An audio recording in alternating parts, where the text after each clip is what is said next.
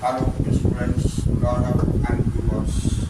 At first, accept my heartiest thanks for appreciation to this channel, Maths Zone with PP. Welcome once again to Maths Zone with PP with English classes. I am Sanjeev Kumar, starting just now. So we have given you information about the tenses in previous videos, simple present tense.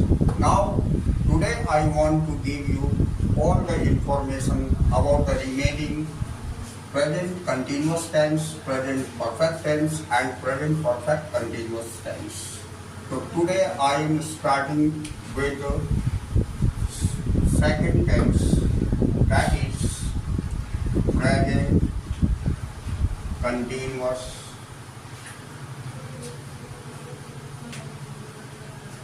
tense. As we know, there is another name also of the present continuous tense, that is present imperfect tense. So that is the same. If you can say present continuous tense और present imperfect tense, that is the same tense.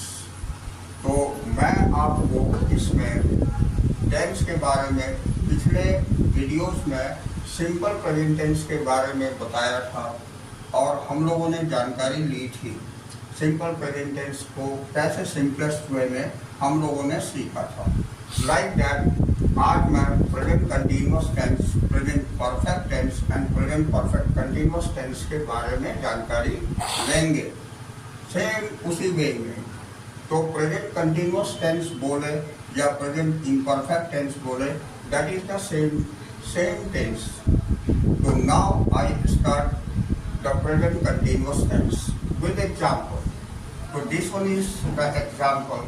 First, मैं अंग्रेजी पढ़ा रहा हूँ.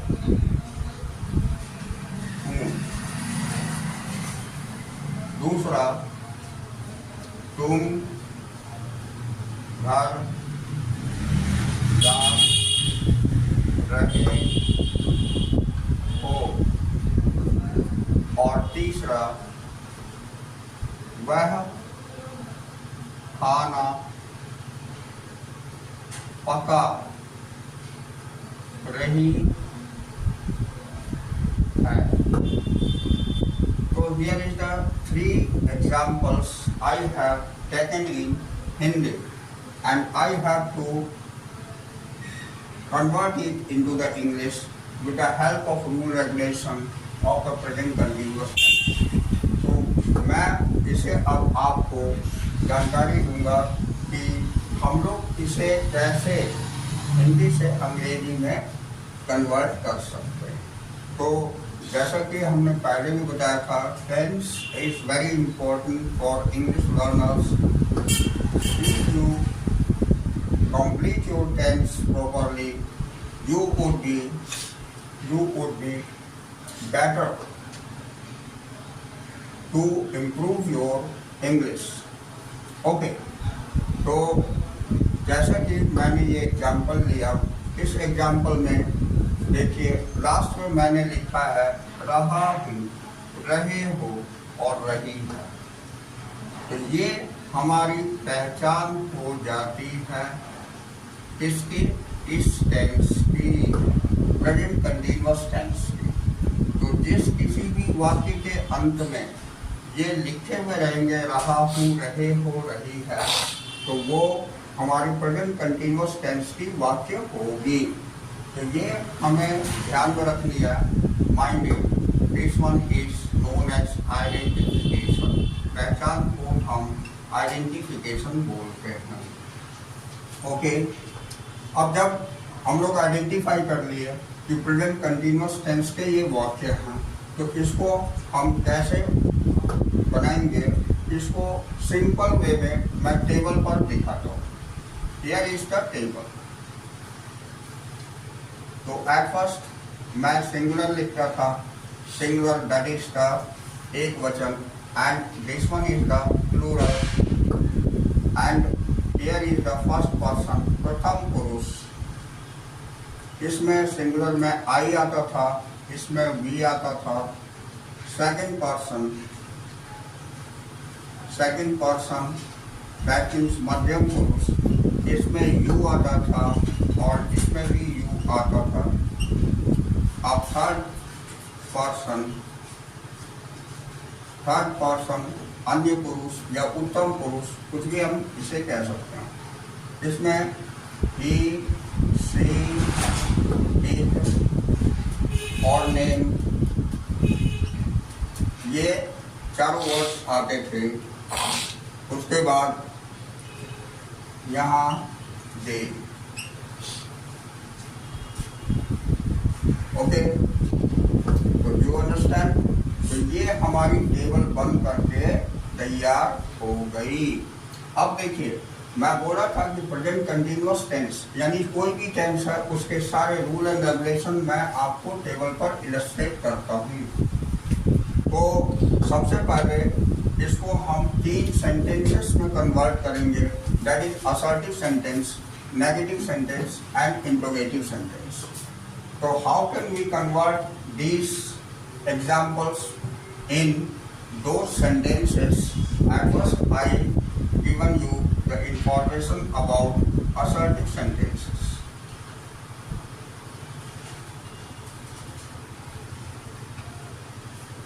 Assertive sentences, इसकी structure मैं आपको बताता हूँ।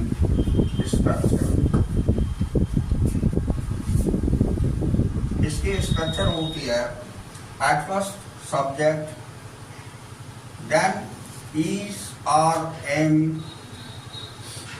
this one is the helping verb,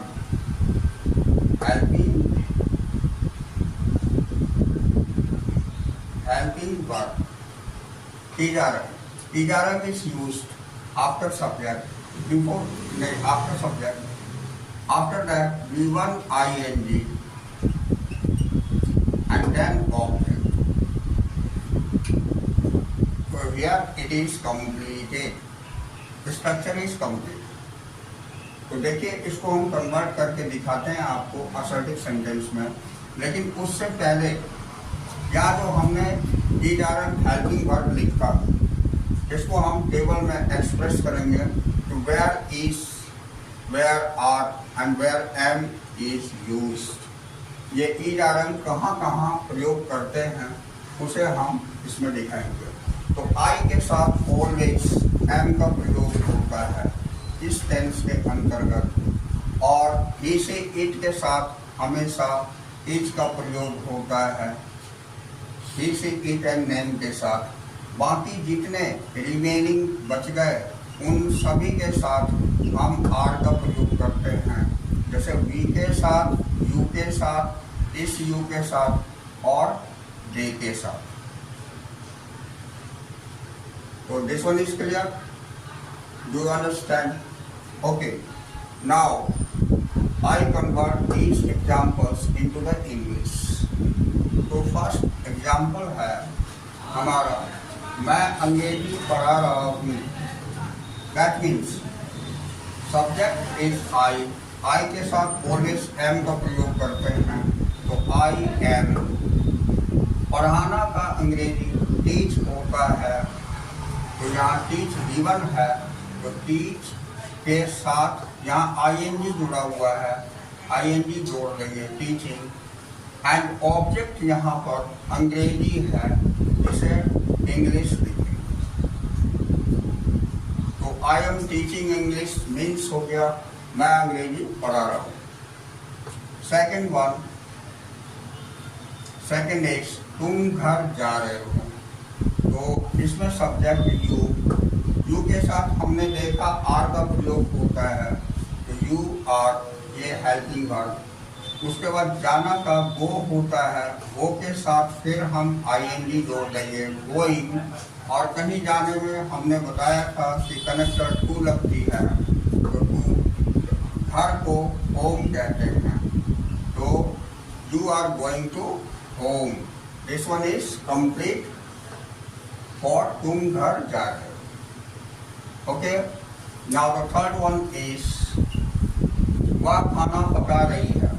रही है that means ये आपको स्त्रीलिंग है वह, तो वह स्त्रीलिंग के लिए हम सी यूज करते हैं.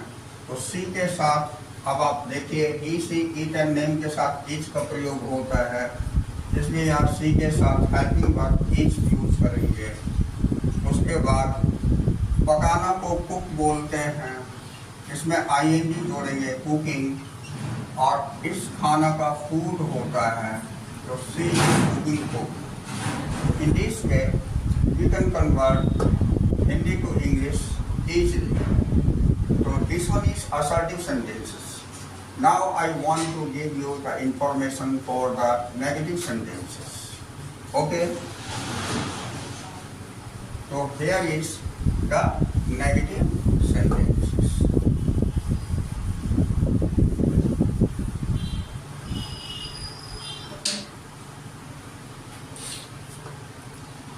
Negative.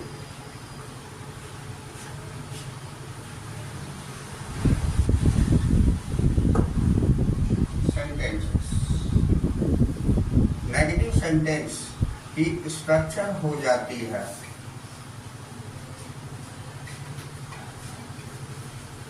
सबसे पहले सब्जेक्ट, उसके बाद helping verb is are M,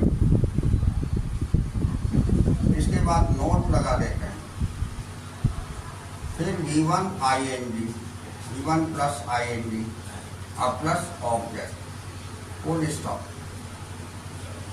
ये यहाँ कंप्लीट होगी स्ट्रक्चर हमारी. अब स्ट्रक्चर के आधार पर हम इसे चेंज करेंगे. तो फर्स्ट बन जाएगी example, I am not teaching English.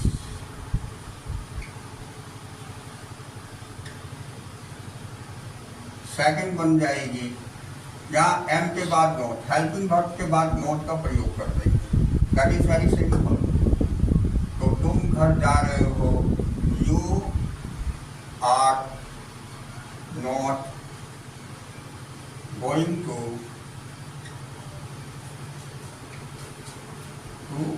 Home. यहाँ हेल्पिंग वर्ब आर के बाद नोट. तीसरी हो जाएगी वह खाना पका रही है. इसमें नेगेटिव में इस जगह ध्यान रखेगा, मैं अंग्रेजी के बाद यहाँ पर हिंदी में नहीं का प्रयोग होगा. नहीं पढ़ा रहा हूँ, तुम घर नहीं जा रहे हो, वह खाना नहीं पका रही है, उसके सेंटेंस के मैं नेगेटिव बता रहा हूँ.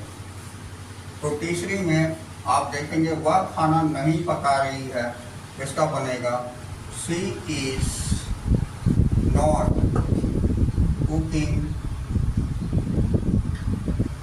food. मीन्स वह खाना नहीं पका रही. तो यहाँ जहाँ पर मैं एक सिंबल डाला, इस जगह पर नहीं का प्रयोग होगा. जैसे फर्स्ट सेंटेंस में मैं ऊपर लिख करके दिखाया हूँ, लाइक दैट, तुम घर नहीं जा रहे हो ऐसे, और वह खाना नहीं पका रही है. इस तरह के सेंटेंसेस नेगेटिव सेंटेंस कहलाते हैं. और इसकी इस तरह से हेल्पिंग वर्ब के बाद नोट का प्रयोग करके बाकी सारे सेम इस तरह लिख करके हम नेगेटिव सेंटेंस बना सकते हैं. अब इसके बाद मैं तीसरा जो आपको बताता था वो इंट्रोगेटिव सेंटेंसेस. तो इंट्रोगेटिव सेंटेंसेस में हिंदी में क्या हो जाती है ये पहले बताता हूँ, उसके बाद हम इसका इंट्रोगेटिव में कन्वर्सन देखेंगे.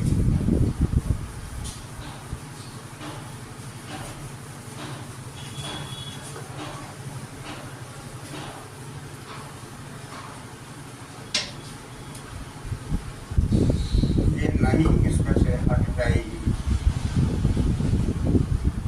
और इसके आगे अगर क्या लग जाती है, क्या क्या मैं अंग्रेजी पढ़ा रहा हूँ, लास्ट में क्वेश्चन मार्क, और क्या तुम घर जा रहे हो, लास्ट में क्वेश्चन मार्क। और क्या वह खाना पका रही है, लास्ट में क्वेश्चन मार्क। तो ये हमारे इंट्रोगेटिव सेंटेंस हो गए। अब इसको हम इंग्लिश में कन्वर्ट कैसे करते हैं, या मैं लिखता हूँ इंटेरोगेटिव सेंटेंसेस।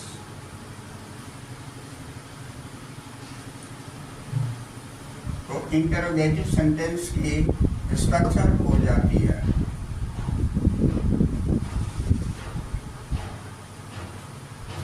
इसमें जो मैंने आपको असर्टिव सेंटेंस में हेल्पिंग वर्ब ERM बताया था, that is used before the subjects. Subjects के पहले उसका इस्तेमाल करते हैं। और as we know the sentence must be started from the capital letters, इसलिए हम ERM कैपिटल लेटर से लिखेंगे। तो here is the is oblique R oblique M plus subject, then E1 plus ing, then object and question mark.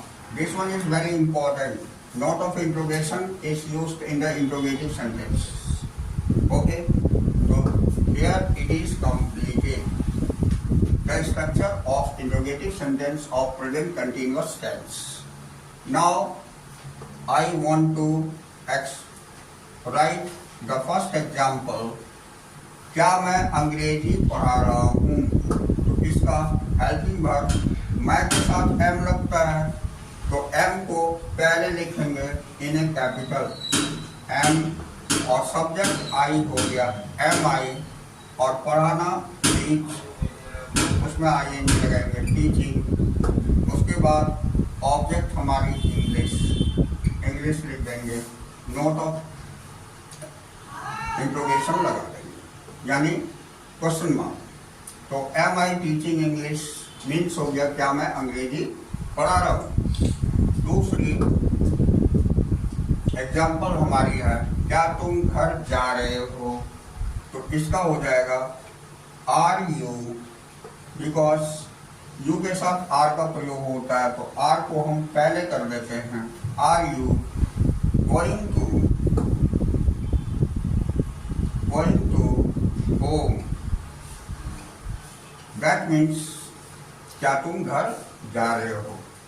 अब तीसरा हम बनाएंगे, तीसरा बनाएंगे क्या वह खाना पका रही है, तो वह सी होगा। सी के लिए ईच का प्रयोग होता है, ईच बिफोर, तो is she cooking food. Note of interrogation. So in this way we have seen that this present continuous tense is complete here. तो इस तरह एक सिंपलेस्ट वे में आपने देखा प्रेजेंट कंटिन्यूअस टेंस की हम लोगों ने जानकारी ली।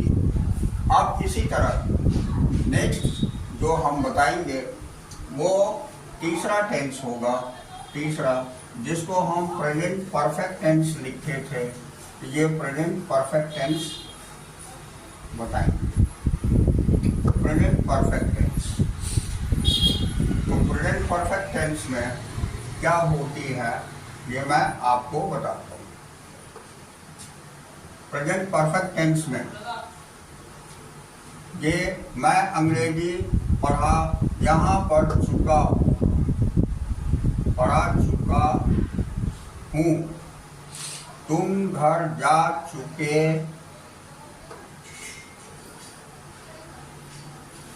हो, और वह खाना पका चुकी है। इसके अलावा थोड़ा सा और भी इसमें जानकारी लेना हमें आवश्यक है।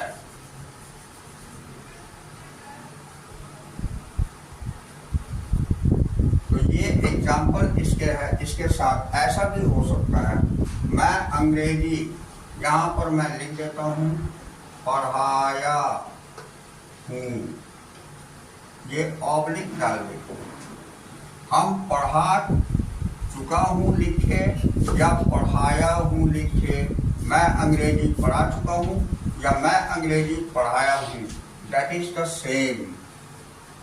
इसी तरह तुम घर जा चुके हो या गए हो, इस तरह के वाक्य होंगे। वह खाना पका चुकी है या पकाई है। तो अब देखिए, अब हम इसमें आइडेंटिफिकेशन देखा। तो इसमें जैसा कि हमने देखा, चुका हूँ, चुके हो, चुकी है, इसमें इसकी पहचान होती है। इसके अलावा आ की मात्रा हूँ के साथ, ए की मात्रा हो के साथ और ई की मात्रा है के साथ, या तो ये लगा हुआ रहे या ये लगा हुआ रहे, इस तरफ के सारे, इस तरफ के सारे आ ए ई की मात्रा है के साथ, या चुका चुके चुकी की मात्रा है के साथ। तो ये इसकी पहचान होती है। ये हमारी क्लियर करता है कि these sentences are of present perfect tense. ये प्रेजेंट परफेक्ट टेंस के सेंटेंसेस। तो हम लोग अगर पहचान लिए तो अब इसे मैं टेबल में बताता हूँ एक बार। तो हियर इज द टेबल, ये मैं इसमें दिखाता हूँ आपको। This one is the table, okay. अब देखिए इसमें होती क्या है,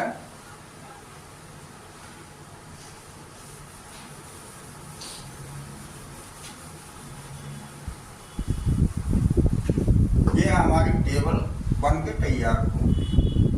अब टेबल में हम आपको सबसे पहले असर्टिव सेंटेंस की स्ट्रक्चर लिखते हैं और उसमें जो हेल्पिंग वर्ब का यूज करेंगे वो हम टेबल में एक्सप्लेन करेंगे कि कहाँ पर हम कौन सा हेल्पिंग वर्ब यूज करते हैं। तो here is the assertive sentences.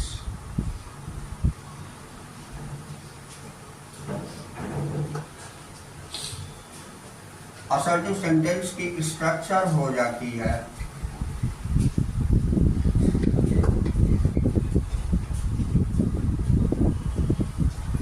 इसमें सब्जेक्ट यूज करते हैं, उसके बाद helping verb has oblique have, has have का प्रयोग होता है। These are the helping verb, ये helping verb, subject has have और प्लस B3, वर्ब का थर्ड फॉर्म। ये हमेशा याद रखिएगा, प्रेजेंट परफेक्ट टेंस ऑलवेज तीसरे नंबर पर आता है और परफेक्ट टेंस में ऑलवेज B3 यूज होती है। Be careful, either it may be in present और पास्ट और फ्यूचर।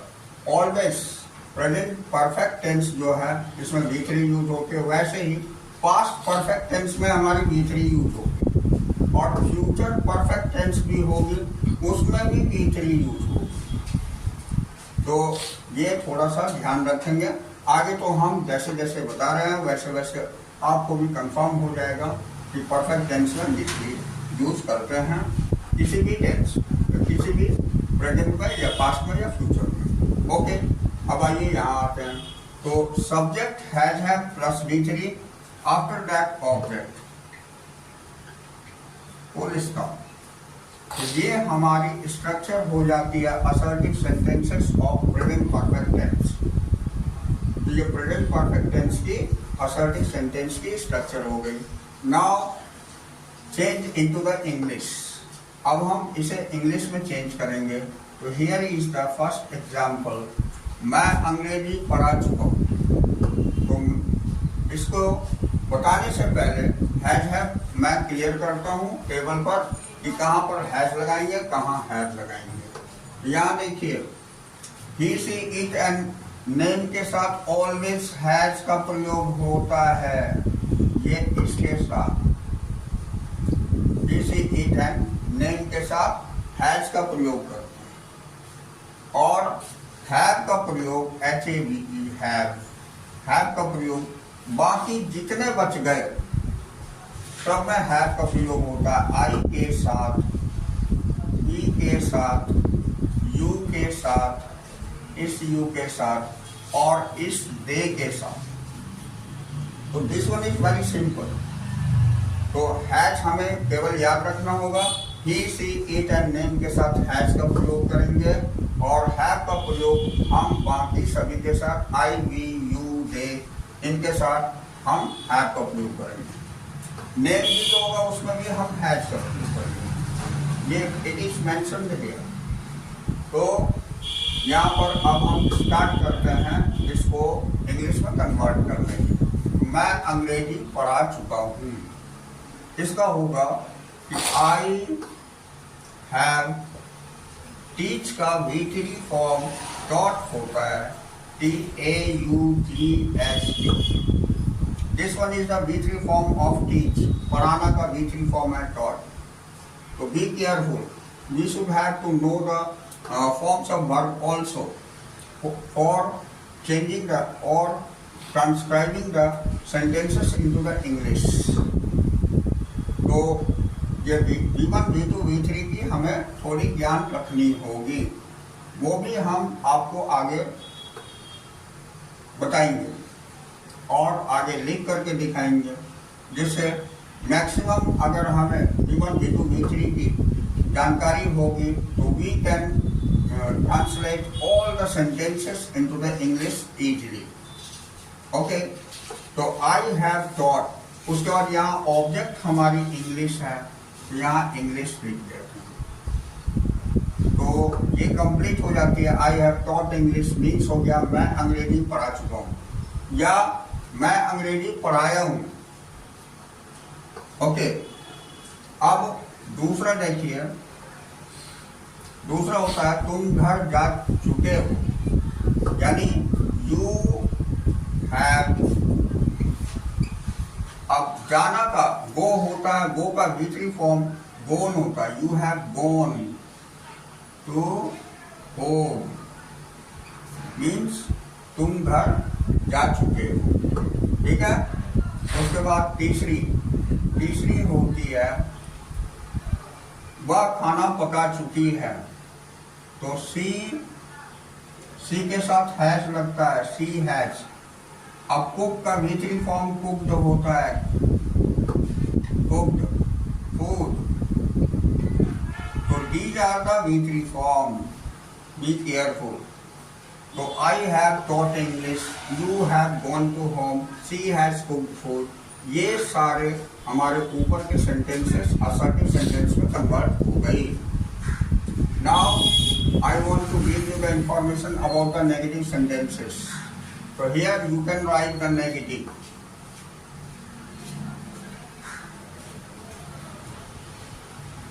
Negative sentences.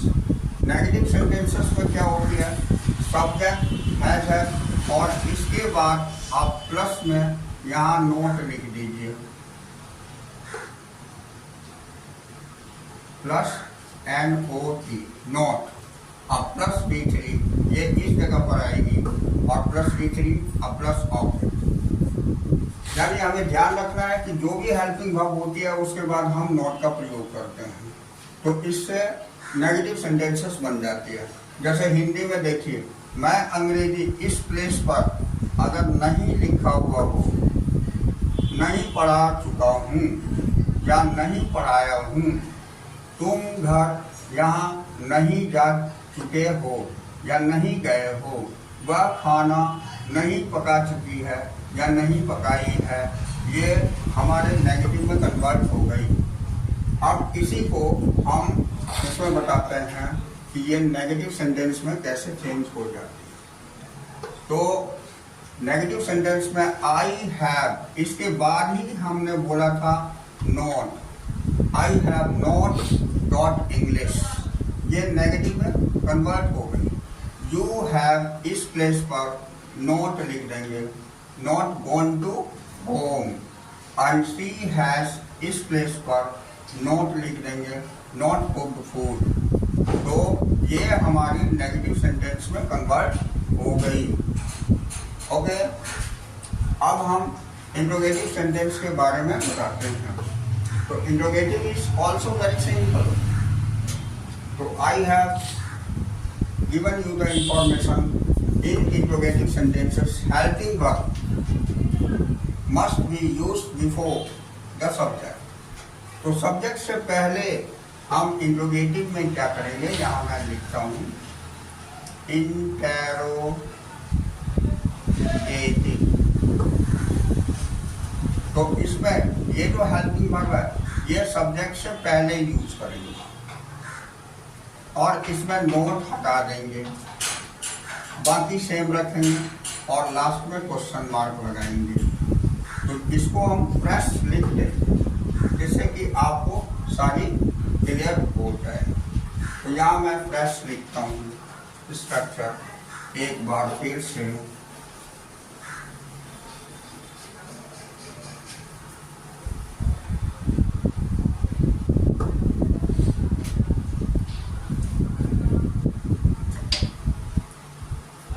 तो इंट्रोगेटिव सेंटेंस की स्ट्रक्चर हो जाएगी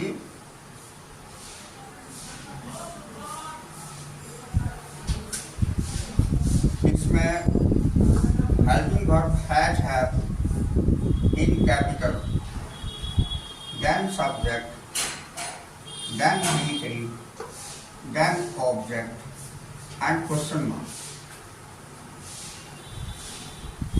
ये has have, subject, V3, object, or after all question mark. So this one is the structure of interrogative sentences of present perfect tense. Now I want to explain the examples by this structure. तो यहाँ example हम first लिखेंगे कि मैं अंग्रेजी पढ़ा। इसमें interrogative में क्या लग जाती है आगे, क्या मैं अंग्रेजी पढ़ा चुका हूँ या क्वेश्चन मार्क, या पढ़ाया हूँ। यहाँ पर भी क्या लग जाएगी, क्या तुम घर जा चुके हो या गए हो, यहाँ क्वेश्चन मार्क। और क्या वह खाना पका चुकी है, यहाँ क्वेश्चन मार्क।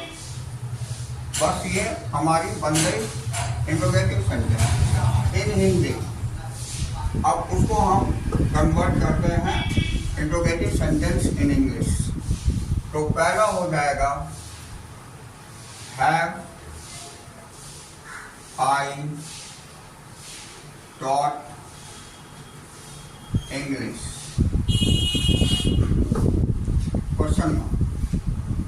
have का प्रयोग सब्जेक्ट से पहले कर लेंगे और सेंटेंस स्टार्ट ऑलवेज कैपिटल से होती है, इसलिए have हम कैपिटल से लिखेंगे। सेकंड, क्या तुम घर जा रहे हो, तो have you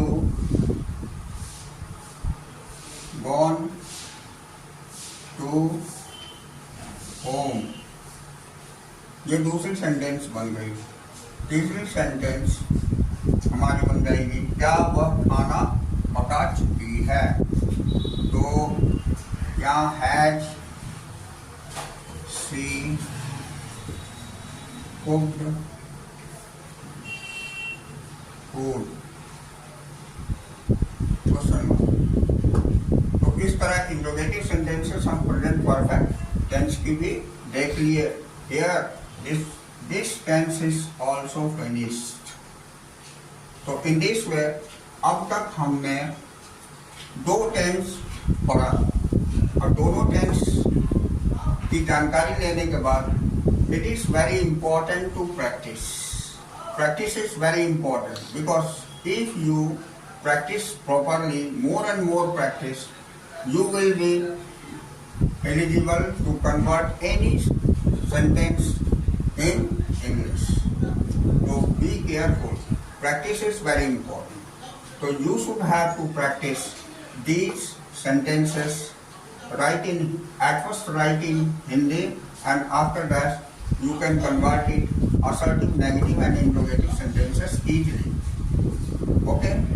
तो अब आइए हम आपको चौथा टेंस जो हमारे प्रेजेंट में होता था वो प्रेजेंट परफेक्ट कंटिन्यूअस टेंस होता था। Present perfect continuous tense. तो आइए हम प्रेजेंट परफेक्ट कंटिन्यूअस टेंस में चलते हैं। This one is the fourth tense of present and present perfect continuous tense बताने के बाद प्रेजेंट टेंस फुल कंप्लीट हो जाएगी।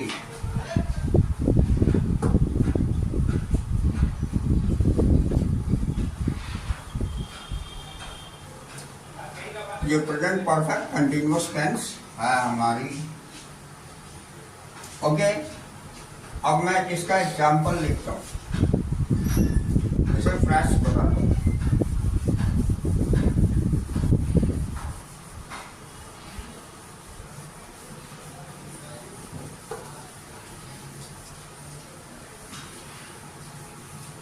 इसके एग्जाम्पल हम इस तरह से लिखते हैं। Actually, this sentence, the name of this sentence is very long and the example is also very long. So, be careful. This sentences is not generally used in speaking, but we have to get the knowledge about these sentences also, this tense also, because it is very important to know English properly. So, it is present perfect continuous tense and we get our knowledge through this. तो इसका example होगा, first, मैं 4 बजे से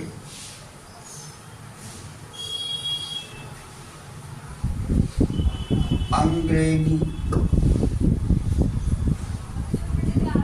पढ़ा रहा हूँ। इस तरह के वाक्य आएंगे। मैं 4 बजे से अंग्रेजी पढ़ा रहा हूँ। दूसरा, तुम 5 दिनों से स्कूल जा रहे हो। अब तीसरा, वह 2 घंटे से खाना पका रही है। इस तरह के वाक्य आ जाते हैं प्रेजेंट परफेक्ट कंटिन्यूअस टेंस में। तो इसमें देखिए, ध्यान देने वाली बात क्या है, यहाँ हमारे सेंटेंस के अंतर्गत 4 बजे से, 5 दिनों से और 2 घंटे से, ये हमारी टाइमिंग दी। उसके साथ में यहाँ रहा हूँ, रहे हो, रही, ये भी लगाओ।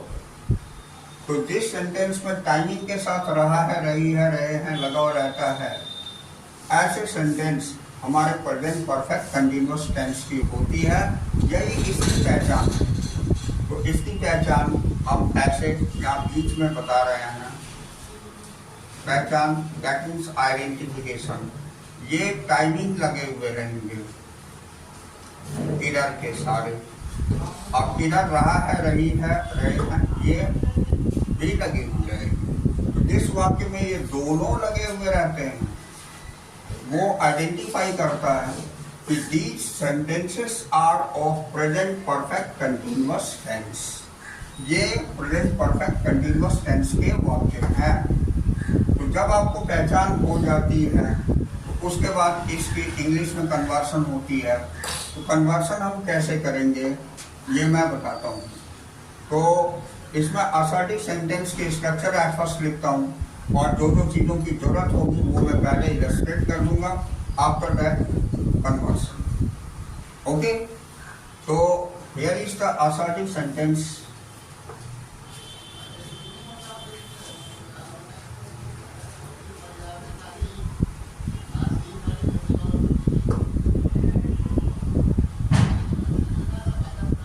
ये असर्टिव सेंटेंस। असर्टिव सेंटेंस की इसकी स्ट्रक्चर में क्या होती है ये मैं लिखता हूं। असर्टिव सेंटेंस के स्ट्रक्चर में इसमें at first subject, then helping verb has been oblique have been. Has been और हैव बीन का प्रयोग होता है, तो ये हमारी हेल्पिंग वर्ब होती है, has been and have been. After that V1 ing, verb one के साथ ing, उसके बाद यहाँ नीचे मैं लिख देता हूँ प्लस ऑब्जेक्ट, उसके बाद ऑब्जेक्ट हो जाती है। इसके बाद यहाँ आप देखिए इन सारे सेंटेंस में मैं ये से लिखा हूँ, ये से के लिए सिंस और फॉर का प्रयोग होता है, सिंस और फॉर का प्रयोग होता है, ठीक है। ये सिंस और फॉर, इसे भी सर्कल कीजिए, बिकॉज ये मैं वो चीजों को सर्कल करता हूँ जिसकी जानकारी हमें देनी है। हेल्पिंग वर्ब कहाँ कहाँ यूज करता हूँ, जैसा कि आपने देखा पिछली भी सारी टेंसेस में मैं सर्कल करके उसके बाद उसे मैं टेबल पर इलस्ट्रेट करता हूँ लाइक दैट। यहाँ पर हेल्पिंग वर्ब का यूज भी हम टेबल पर बताएंगे और सिंस फॉर भी हम टेबल पर बताएंगे, कहाँ सिंस का प्रयोग करेंगे, कहाँ फॉर का प्रयोग करेंगे। इसके बाद ऑब्जेक्ट सिंस फॉर और लास्ट में टाइमिंग हो जाती है।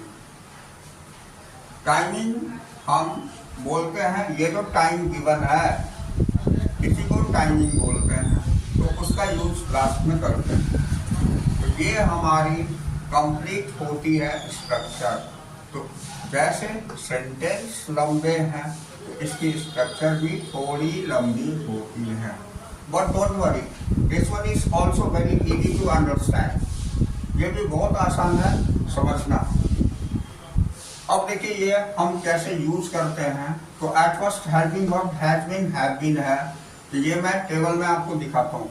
जहाँ जहाँ हैव लगाया हूँ वहाँ उसके नीचे बीन लिख दीजिए, ये हैव बीन प्रयोग हो जाएगी सब में। और जहाँ जहाँ हैज लगाया हूँ हैज के साथ भी बीन लगा दीजिए, ये हैज बीन प्रयोग हो जाएगा he she it and name के साथ। टेबल की बात तो क्लियर हो गई। Have been and has been कहाँ यूज होगी वो मैं टेबल में बता दिया। He she it and name के साथ हैज बीन प्रयोग होगा। बाकी जो बच गए हमारे रिमेनिंग जो रह गए आई, वी, यू और दे, इन सभी के साथ हैव बीन का प्रयोग होगा। तो ये बात हमारी क्लियर हो गई। अब हम सिंस फॉर का यूज बताते हैं। ये सिंस फॉर कहाँ हम यूज करते हैं, तो उसके लिए एक छोटा सा टेबल मैं यहाँ बताता हूँ, ठीक है। तो यहाँ पर आप लिख लीजिए सिंस और बीच में लाइन डाल दीजिए फॉर, ठीक है। तो सिंस का मतलब से होता है और फॉर का भी मतलब से होता है। ये जो मैं बीच में से लिखा हूं, से के लिए ही ये सिंस का भी प्रयोग होता है, फॉर के लिए। लेकिन सिंस और फॉर अब से के लिए यूज होता है, तो that is very confusing where since is used and where for is used. तो इट इज क्लियर दैट जब समय निश्चित हो, निश्चित समय, जब निश्चित समय हो तो उसमें हम सिंस का प्रयोग करते हैं, और जब समय अनिश्चित हो, अनिश्चित समय, उसमें हम फॉर का यूज करते हैं। तो यहाँ अगर इंग्लिश से बोला जाए तो point of time is the exact point of time, मतलब एक definite point of time is known as since. वहां पर हम सिंस का प्रयोग करते हैं, डेफिनेट पॉइंट ऑफ टाइम में सिंस का प्रयोग करते हैं। और जहाँ पीरियड ऑफ टाइम होगा, that means duration of time, like 2 घंटे 5 दिनों से, this one is the duration of time. तो उस जगह पर हम फॉर का प्रयोग करेंगे। And the exact time which is given, that is known as point of time. At there we use since. तो since का यूज करेंगे। तो कहने का मतलब ये निश्चित समय हो गया पॉइंट ऑफ टाइम, और पीरियड ऑफ टाइम अनिश्चित समय हो गया, ये एक ड्यूरेशन हो गई, तो उस जगह फॉर का प्रयोग करेंगे। अब मैं यहाँ थोड़ी सी 2-4 चीजें लिख देता हूँ जिससे कि और भी ये कंसेप्ट क्लियर हो जाए। तो जैसे लिखा हुआ है 4 बजे से 5 बजे से 10 बजे से 12 बजे से, ठीक है। तो 4 बजे से अगर लिखा हुआ रहेगा तो इसे हम सिंस का प्रयोग करेंगे उसमें। और अगर लिखा हुआ रहा 2 घंटे से 5 घंटे से 10 घंटे से 12 घंटे से, तो ये हमारी अनिश्चित समय हो गई है, पीरियड ऑफ टाइम हो गया, इसमें हम फॉर का प्रयोग करेंगे। तो दिस वन इज क्लियर। बजे से जहाँ लिखा हुआ रहा वहाँ सिंस, और जहाँ घंटे से लिखा हुआ रहा वहाँ फॉर का प्रयोग करेंगे, राइट। अब जैसे देखिए दिनों में हम अगर निश्चित हो सोमवार से मंगलवार से, अगर दिनों के नाम दिए हुए रहेंगे तो हम सिंस का प्रयोग करेंगे। और अगर यहाँ लिखा रहा 4 दिनों से 5 दिनों से 10 दिनों से 15 दिनों से अगर लिखा हुआ रहा तो हम फॉर का प्रयोग करेंगे। अब देखिए महीने में हम आ जाते हैं मई से, यानी किसी भी महीने का नाम अगर लिखा हुआ रहा तो हम सिंस का प्रयोग करेंगे। और वहीं लिखा हुआ रहा कि 10 महीने से 5 महीने से 2 महीने से लिखा हुआ रहा तो हम फॉर का प्रयोग करेंगे। अब साल में आ जाते हैं, एग्जैक्ट ईयर अगर गिवन है जैसे 2024 से 1950 से, इस तरह अगर लिखा हुआ रहा तो हम सिंस का प्रयोग करेंगे। और अगर यहाँ 10 वर्षों से 2 वर्षों से 5 वर्षों से इस तरह का अगर लिखा हुआ रहा तो हम फॉर का प्रयोग करेंगे। तो this one is clear. Now I want to give you the example of this assertive sentences. Okay. So here is the first example. First, मैं 4 बजे से अंग्रेजी पढ़ा रहा हूँ। आई के साथ have been teaching English since 4 o'clock। 4 बजे को 4 o'clock कहते हैं, ये कंप्लीट हो जाती है। I have been teaching English since 4 o'clock। Since का प्रयोग हम 4 o'clock यानी 4 बजे से के लिए किए। अब दूसरी सेंटेंस होती है हमारी, तुम 5 दिनों से स्कूल जा रहे हो, तो यू के साथ हेल्पिंग वर्ब हैव बीन, ये हेल्पिंग वर्ब का यूज है। You have been going to school,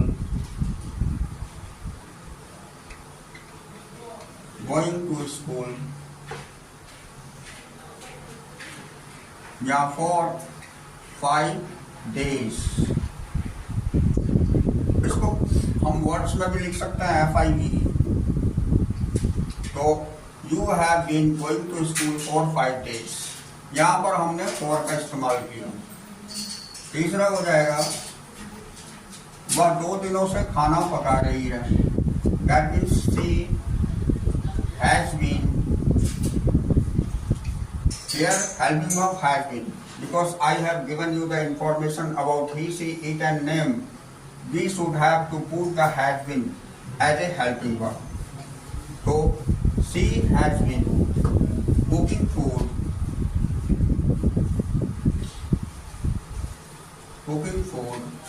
for 2 hours here for is used. So in this way, this one is the assertive sentences and it is completed here. After that, the negative sentences. Negative sentences.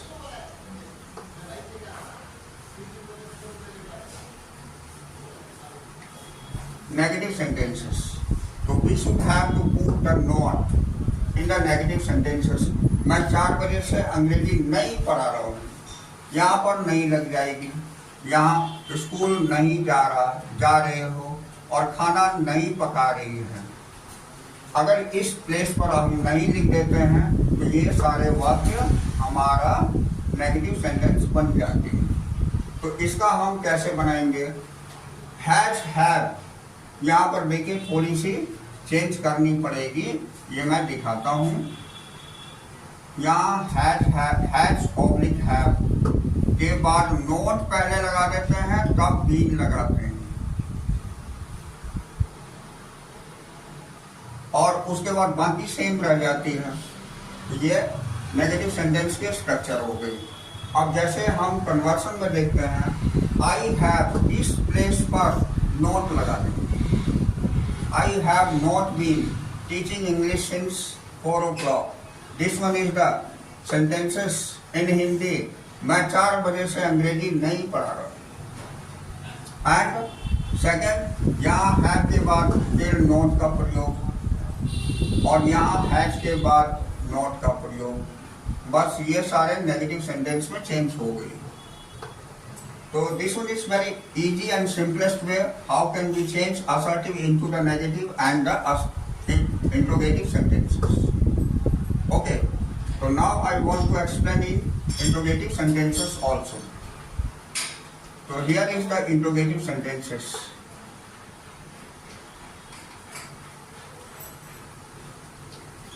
Interrogative sentences. So this has have is used before the subject. So I should have to write in this way.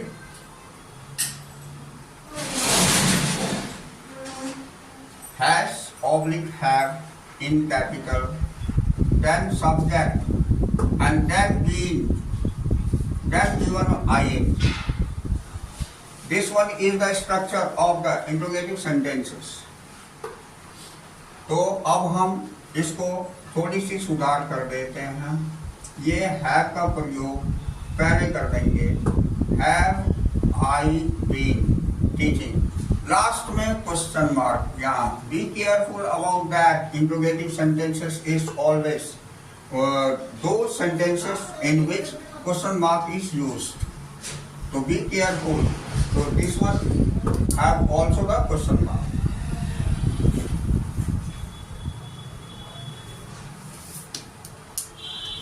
Okay, अब यहाँ पर हम इसे थोड़ी सी clear करके यहाँ पर have का प्रयोग कर देंगे.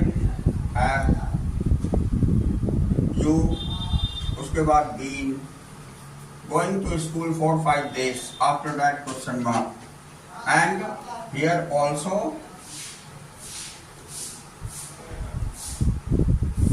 Has she, has she been cooking food for 2 hours, question mark. So in this way I have completed these 3 tenses today, that is present continuous tense, present perfect tense and present perfect continuous tense. In this way present tense is finished here, and hope we will meet again on the next class in past tense. Okay, nice to meet you again. That's all for today.